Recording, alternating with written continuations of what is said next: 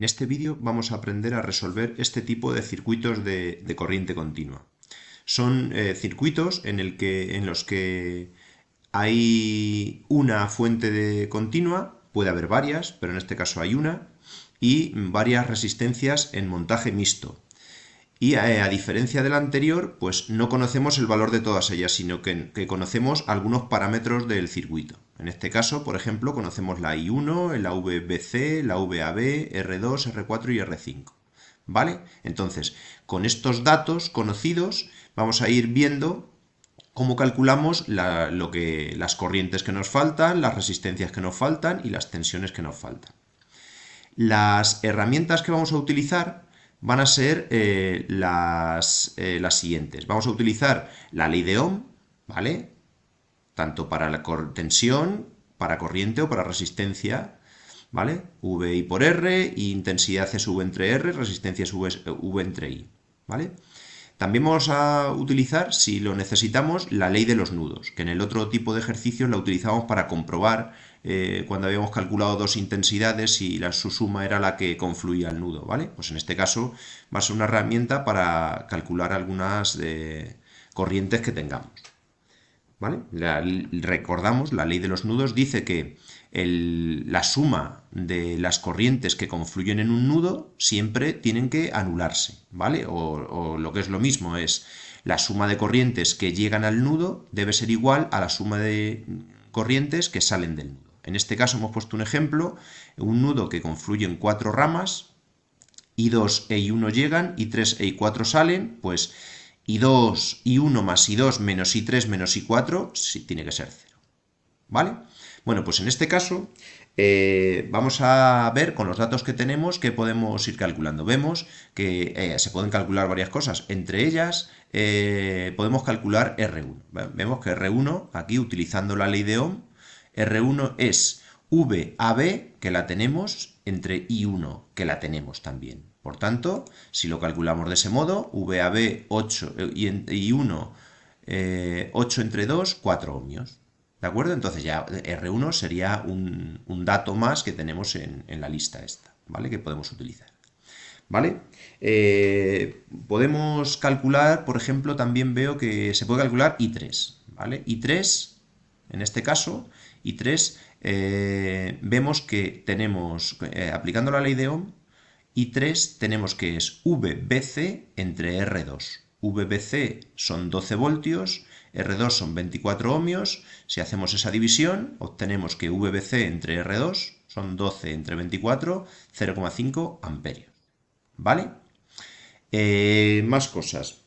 Vemos que tenemos I1 y acabamos de calcular I3. Entonces, aplicando la ley de los nudos en el nudo B o en el nudo C, pero en este caso es lo mismo, se ve mejor aquí que llega I1, ¿vale? Llega I1 al nudo B, por arriba se va I3 y por abajo se va I4. Entonces, aplicando la ley de los nudos, vemos que I1 tiene que ser igual a I3 más I4.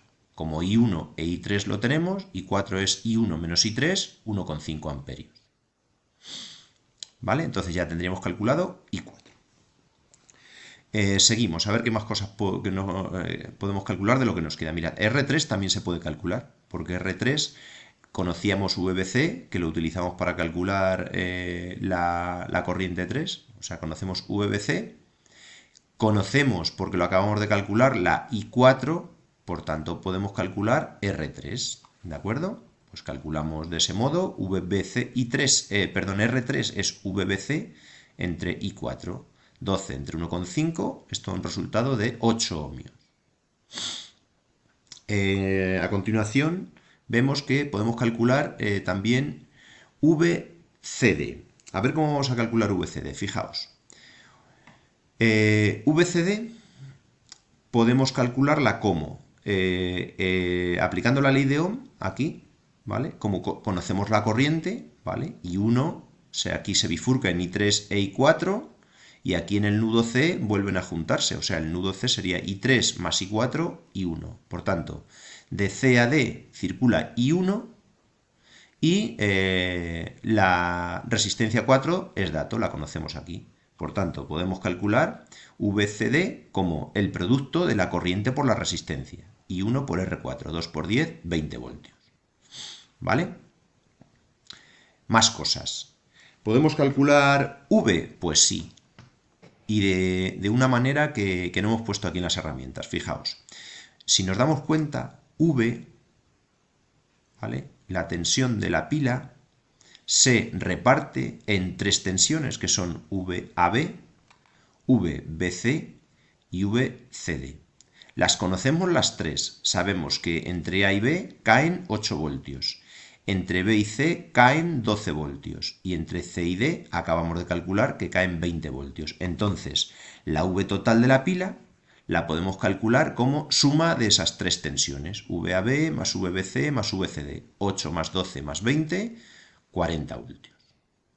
¿Vale? O sea, recorremos un camino, ¿vale? Y igualamos la fuerza electromotriz es igual a las caídas de tensión, ¿vale? Esto en el siguiente tipo de ejercicios veremos que hace referencia a la segunda ley de Kirchhoff, ¿vale?